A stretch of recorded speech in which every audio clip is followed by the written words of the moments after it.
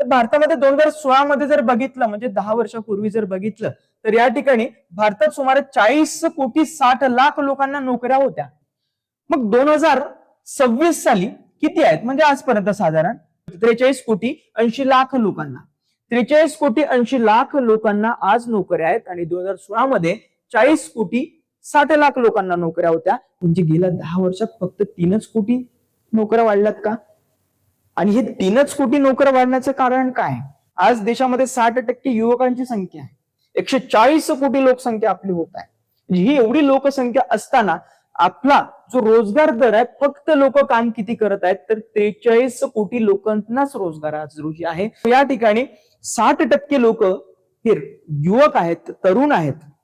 त्यापैकी किमान 50 ते 60 कोटी लोकांना तरी रोजगार मिळणं अपेक्षित होतं. म्हणजे निम्म्या तरी लोकसंख्येला या ठिकाणी रोजगार मिळणं अपेक्षित आहे, परंतु तो रेटच नाही आहे रोजगार वाढण्याचा. कारण विदेशी गुंतवणूक भारतामध्ये जास्त प्रमाणात येत नाही, म्हणजेच रिअल एफडीआय भारतामध्ये जास्त येत नाहीये. त्याच्यानंतर युवकांकडे स्किल नाहीये. की त्याचे अनेक कारण आपल्याला या ठिकाणी दिसून येतात. आणि त्यातल्या त्यात जो कृषी क्षेत्र आहे आपलं, त्या कृषी क्षेत्रामधून लोक उद्योग क्षेत्रामध्ये यायला तयार नाहीयेत.